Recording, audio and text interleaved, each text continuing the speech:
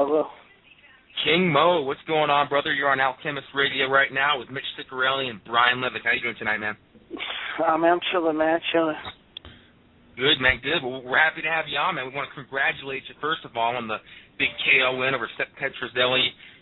When I opened up the show, I told the people, I'm like, man, King Mo damn near punched Seth Petrozelli's head through the canvas. So congrats on that and advancing in the Bellator Summer Series tournament. You're now one fight away from that Bellator light heavyweight title shot, but you got to get past Jacob No first. And this is a guy you clearly don't like. You did an interview recently where you called him a bitch, among other things. You said he talked a lot of shit about you. Can you just explain to us, how the animosity came about with this guy? Well, it's like this. When I first met him, I thought it was cool. I had no problem with guys I fight. I had no problem with him. If you respect me, I respect you. So I met him, we were cool, whatever. I said good luck. And that was like a year ago before I even fought for Bellator. Then, I guess he's going to Memphis saying that he wants to fight me, he's going to beat me. That's cool. Okay, whatever. Say I'm overrated. When he starts talking about me, like, if you say you want to fight me, you want to beat me, that's great, because I want to beat you too. But when you start saying I'm overrated, I'm not that good, and blah, blah, blah, that's kind of like, where you're just talking about me, trying to bash me. So then, when I fought Emmanuel Newton, I see him whispering to the man leading up the weigh-ins, like whispering, like after he broke off the scale, he tried to embrace him and whisper in his ear, And I'm like, okay, whatever. Well, okay, whatever. I don't care. We both lost. Well, backstage, this dude was crying, talking about he gave up, he quit, whatever. I went up to him. I was like, hey, keep your head up, bounce back. I'm not gonna bash somebody when they're feeling down. You know what I'm saying? I know this. I've lost before. I can deal with losses. I just come back better. He was crying in the back. I understand. He misses his family and everything. He said he gave up. So like, all right, well, I talked to him. Bounce back, blah, blah. Well, then he goes back to Memphis, talks some trash about me, saying that, like, I'm not this, I'm not that, I'm overrated. He called me out at some fight show, some amateur fight show, and I don't understand, you know what I'm saying? So then when I see him again, like, he never makes eye contact. He'll look away. He'll act like, he just looks away, you know what I'm saying? Because you're talking about somebody, you better be about what you're saying. So I just found it funny, you know what I'm saying? To me, it's just weird. I just felt like it was fake. Because if I'm going to talk about you, I'll be prepared to say what I say to you face to face. I'm not the guy to talk behind your back and just like, when I see you, just try to act like I never talked about you and I don't know who you are. That's just not me. Yeah, I feel you, man. That is definitely weird, for him to do that. And, I'll be honest with you, I watched this fight with Babalu, and I wasn't all that impressed. You beat Babalu, yeah. Babalu, of course, retired after that. He was kind of, he was toward the end of his career. It wasn't the same Babalu we've seen, prior to that. What do you think about Jacob Noah as a fighter? Do you think he's tough enough to give you a competitive fight, or do you see yourself cutting through him like a knife?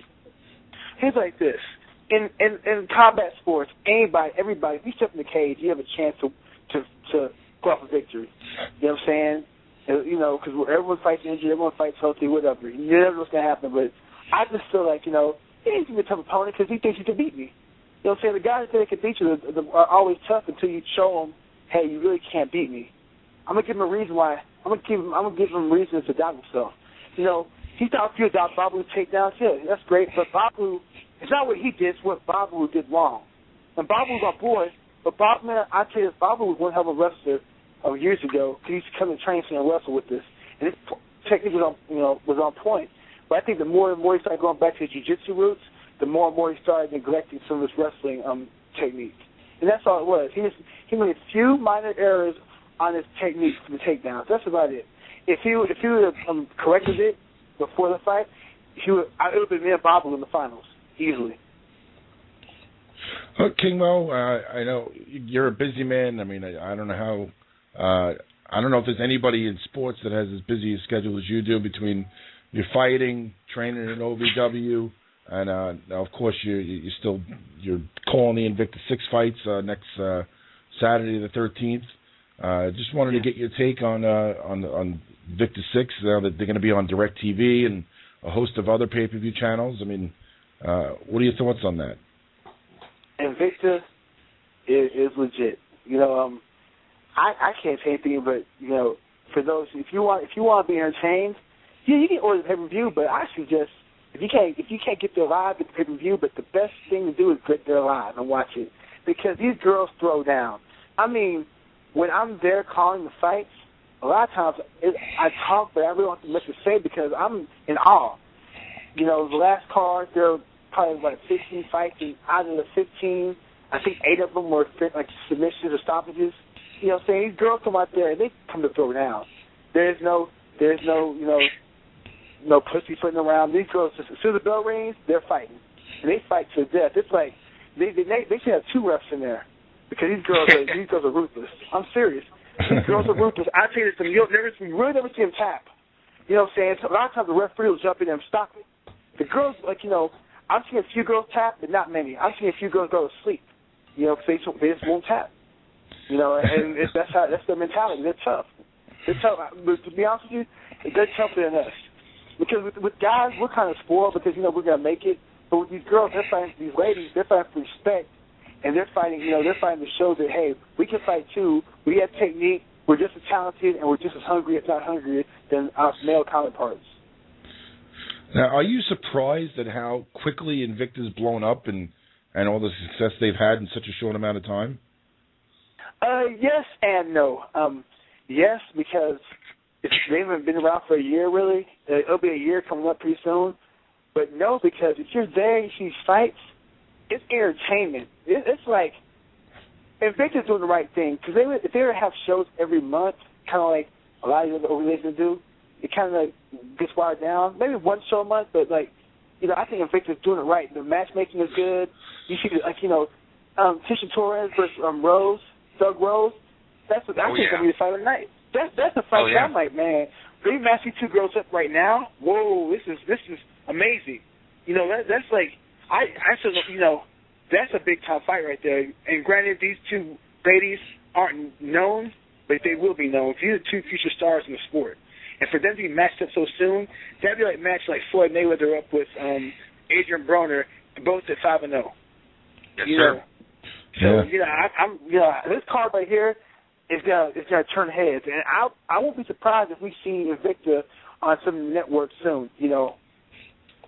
Oh, I absolutely agree with you. I'm probably one of the biggest Invicta fans out there. I think I actually prefer them over the UFC. I mean, I'll take an Invicta card over a UFC pay-per-view any day. And I think Rose Namajunas and Tisha Torres, like you said, that is an amazing stylistic matchup. And right now, where they are in their careers, they're so young as professionals. I mean, they've really only had, Rose had 2 pro fights. I think Tisha's got 2 or 3, both undefeated. 2-0. Both 2-0. Yep. And both amazing. Tisha Torres, great striker. Rose Namajunas, great striker. Rose, great ground game. Tisha also, pretty good ground game. How do you see that fight going down? I have no idea. I'm kind of scared. I'm nervous too because I like both fighters, and I'm like, man, why do they have to fight right now? It's just like when Nakamoto fought, Mary Nakamoto fought Jessamine Duke.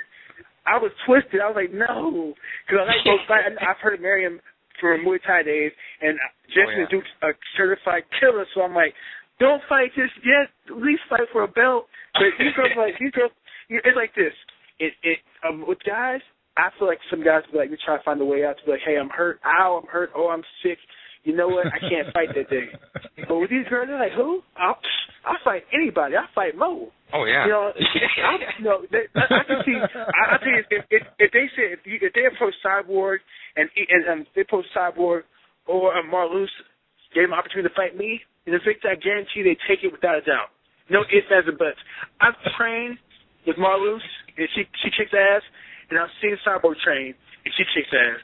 And both them women combined will whoop a lot of guys' ass if they're provided an opportunity to. You're absolutely right, my man. I definitely agree with that. And this is one hell of a card. I've actually been doing breakdowns. I'm counting down until Invicta 6. So every day I've been breaking down a new fight on the card. So after the show tonight, I'm actually going to do Rose against Tisha. So we'll see where I go with that one. I have no idea who I'm going to pick yet. But another organization, I support, UFC is cool. I support them, because it's entertainment. Bellator is more sport. Now, look for Legacy fighting championships. Legacy has some good cards, man. Yeah. Legacy. I'll tell you, I go to the cards. My brother fought Legacy. Mick Maynard. They put together some good fights. These guys and these ladies are up and coming, and they're trying to make a name for themselves. And they go out there and they scrap, And that's I like the organizations that like Legacy and Invictus pretty much made it. It's just about, but Legacy, you see Legacy's fighting for their respect too, and I respect both organizations. I'm a big fan of both organizations. Yeah, I mean, Legacy puts on some great shows. They find a lot of talented prospects and good, female fighters as well as guys. So I couldn't agree with you more on that. But just that's where Robert Drysdale got his start. Yep. Yeah, and now look at him. Well, actually, he got his start with Armageddon up in Canada, but his last few fights have been for Legacy. Yeah, that's right. So Mo, let's talk about that main event. Marlos Kunin and Cyborg, the rematch. Going to crown the first Invicta featherweight champion. They fought a couple years back in Strikeforce. Cyborg got the win. They're both different fighters now. They both have improved. I think Marlos has kind of come a long way since then. How do you see this rematch going down? I don't know, man. I'm scared. I'm really scared. Because let me tell you something. I've seen Cyborg. Cyborg's last fight, she was ruthless. She's always ruthless. But when I was in Holland, and I saw Marlos train, I was scared. I was like, man, I want to spar with her. I saw her spar with some dudes beating them up. Her wrestling's improved. Her grappling's improved. She looks stronger. She looks healthier because at 135 she looks sick. Even though she made it, she didn't look healthy. And at 145 she looks like very confident. And the thing about both these ladies are when you talk with them, they're so nice and they're beautiful women. Saying that they're so kind. But then when you close the cage and the bell rings, the referee's like, fight. You see monsters. Something that scares me. Both these ladies are certified ninja assassins. Yes, sir. We've had Shannon Knapp on numerous times on, whether we were with, BJPenn.com radio and now with Alchemist.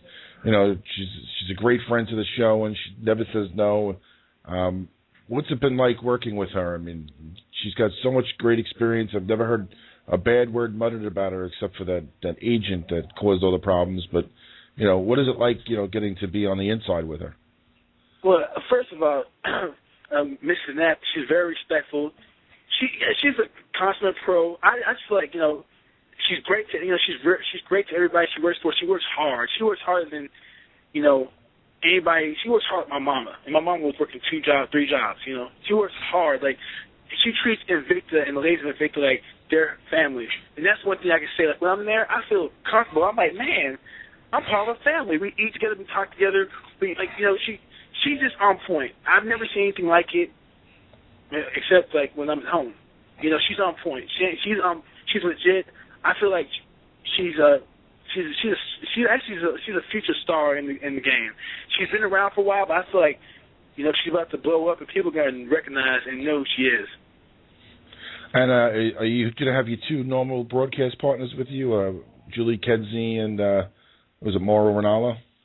Yeah, you know what, Julie is a beast on the commentator circuit. Oh, yeah. She's very Good professional. fighter, With me, I'm not as professional. I just kind of say what I see, but I'm not as well spoken as Julie. But Julie is a beast in there. She breaks things down. Great fighter. So the thing about Julie, she speaks well, breaks things down well, and she has experience, so she can actually tell you what is going through the mind of another fellow lady fighter that's in the cage. And Mauro is the best commentator, hands down, in the game. In boxing and MMA, because in boxing, I'm texting Mauro, just quit MMA and stick to boxing. Because on Showtime, I just love listening to him talk. He breaks things down so well, and the color commentator is on point. Man, Mauro, I have 2 people that carry me. I'm the weak link in the group, but they carry me, and I have my time to shine. But those 2 are the best. Well, you do a better job than you give yourself credit for, man. I definitely, I'm a fan of your commentary style as well. I think the 3 of you kind of carry each other. I mean, you mesh really well together. So hopefully they keep you guys together for a while. But just to get back to Bellator for a second, like I said, you're 1 fight away from that light heavyweight title shot. You got Attila Vey as the current champ, and he's going to be defending against the man who upset you a couple months ago, in Emmanuel Newton. How do you see that fight going down between those 2? I don't care how it goes down, because I know that I'll beat either one of them. Emmanuel Newton, it's like this. Well, he beat me. He upset me. But the thing is, when you're a real fighter, and he's a fighter, but when you're really confident in what you're going to do, like when I throw my punches, I land them. I know I landed them. This dude just been back fist, and he didn't even know what he did because he was kind of like looking away. He wasn't like, it's like when Antonio Tarver fought Bernard Hopkins, fought Roy Jones Jr. He landed he landed I think a right hook, and dropped Roy Jones, and his head was down, his eyes were closed. Does that show the person is confident? No, it don't. But you know what? It happens. Anything can happen in the fight game. But to me, I just know that in the rematch, I'm smashing him, and I'm beating Attila when I see him. If I see him. I'm not worried about who has the belt. I just know that I got to get past Jacob Noe, and once I get past him, then I'll train properly and prepare accordingly for whoever has the belt. Now, have you gotten a chance to see the new Bellator reality show Fight Master just recently started airing on Spike? If so, what are your thoughts on it, and do you think this is something pretty, I guess, different from the Ultimate Fighter? For one, I think that I like it. I think it's a great show. I think it's more professional than Ultimate Fighter because Ultimate Fighter, you're dealing with a bunch of guys that are just doing like stupid shenanigans and stupid things and playing pranks. This is more about the fighters. You know what I'm saying? And even the coaches. A little bit of the coaches, but you see more about it's more about the fighters, what they do and what they want. But the Ultimate Fighter is about, hey, I want to be an Ultimate Fighter. I want to be in the UFC, and guys do whatever it takes to be remembered. That's why it's like this. The guys that win the Ultimate Fighter, how many of them are still around? How many of them are true contenders? Yeah, exactly. Not very many. Not many. Only the ones that had experience. Like Roy Nelson had experience, so he's in there. He's in the mix. Koscheck was in the mix. Guys from the earlier show, put like this past the Kimbo show. All the guys who are the fighters, haven't really panned out. But granted, they're getting thrown into fire. But I feel like if they want to make MMA a legitimate sport, because right now Bellator runs as a sport, the UFC runs as a spectacle, and so does a lot of other organizations. But if they want to run MMA as a true sport, they got to have legit feeder programs. It's like basketball, football, hockey, baseball. Even Olympic wrestling. It's like this. The top kids from high school, the top kids from junior high go to Toastmasters, they win Toastmasters. Then they go to middle school. They do good in middle school, win state in middle school. Go to high school, do great in high school, win Fargo, win Flow Nationals. Then they go to D1, D2, D3, NAIA. The crew that comes from there go to Olympic trials, and then they can only be one because once you qualify for the trials, there's going to be one Olympic guy going to the Olympics. And that's the best wrestler. So you kind of weed out the weak. In MMA, I could be like Moe's Fighting Championships, get a bunch of bums, somewhere in South Dallas, or a bunch of bums in Alaska, something like that, fishermen, and be like, you know what? Would you like to fight for me? I'll pay you $500, and you know what? You could be the best fighter in the world. But that's. If with the right dollars, I can market anything to anybody. You know what I'm saying? But in order to really prove that MMA is a true sport, you have to have a feeder program. Boxing has it. Boxing even has it. And the thing is, people complain about the boxing. Oh, there's too many belts in boxing. Well, you know what? There are. But at the same time, you know who the best is because eventually all the best fight the best. Granted, Floyd Mayweather's Pacquiao didn't happen, but Pacquiao got knocked out, and now Floyd's fighting Canelo. There's a lot of politics and everything, but you know what? The best boxers come from, the Olympic Training Center in northern Michigan, and they have an Olympic pedigree. And then there are a few that squeak through the cracks and end up being good by trial by fire, like Bernard Hopkins. But you don't see that much compared to, the guys that come through the Olympic programs. Now, Mo, I know, obviously after it was announced that the Olympics were going to be cut after, the wrestling was going to be cut after 2020 in the Olympics, there was a huge push, gigantic push. It was really nice to see everybody band together. Even the United States is working with Iran, two countries that hate each other to prevent this from happening. Do you know what the latest is on that? No, I know that they're doing the right thing by changing the rules. They did the right thing by getting rid of Marionetti, who was a joke, in my opinion. They got to do a few more things, and they'll be all right. They shouldn't get rid of the weight classes. They should keep the weight classes the same. If not, add one more. I feel like the rules are great right now. I wish that those rules were around when I was wrestling. They were the first 2 years, and they got rid of them. But, you know, I like the way the rules are going. I feel like they should spice it up a little more. They should have kind of, make it like a boxing field. You know, because they talk about MMA, no, keep the singlets, but make it like a boxing field where in this corner you have so-and-so, in that corner you have this so-and-so. Have a ring walk, like in boxing, you know, an announcer, and then they both wrestle. You know, I feel like, you know, because they're like MMA, but, you know, then you'll have problems with, he grabbed my shorts. You know, you can't grab shorts. Keep the singlets, keep it the way it's been going, but just kind of make it more like a boxing like a title fight. You know, you got two guys, you know, it's like I remember when Floyd fought De La Hoya, the ring walk was amazing. You know, have something like that. You know, both watch the ring from the back. They both shake hands. Some guy announces both of them, their credentials and what they've done, and then they wrestle. I got just one quick last question for you before we let you go. When are we going to see you back on Impact Wrestling? I mean, even just, any type of appearance. Well, the thing is, I got finished the tournament, and then we'll find out. But I got finished wrestling school, and wrestling school is a beast. And I just got finished that. But I've got to the point where I have a few matches at OVW, Ohio Valley Wrestling, on YouTube. It's a great wrestling school. Has had some of the best champions come from there, like John Cena and CM Punk and Bobby Lashley and Brock Lesnar. You know, they went to that school. But I feel like, you know, I'm being looked after by Frank Miller, a.k.a. Trailer Park Trash, and Al Snow, and they're developing me the right way. And I feel like I can do matches right now. But I want to be to the point where I can do matches at any time, anywhere. So I think that it might take me a little longer, maybe another month or 2 months, to where I'm more normal. But you know, it's gonna take some time. But I will be in Impact, back in the Impact Zone within the next few months. Believe that. Well, Mo, we definitely appreciate you coming on and spending the time with us. A great interview as always. We wish you the best of luck in everything that you do. You know, it's amazing the amount of work that you put in. Like you said, between going to wrestling school and then preparing for your fights and then calling these fights. So we give you a lot of credit, and we look forward to seeing you back in the cage, back in the ring, and listening to you on Invicta 6. Oh, thank you. I appreciate it. You have a great night. Have a good one, Mo.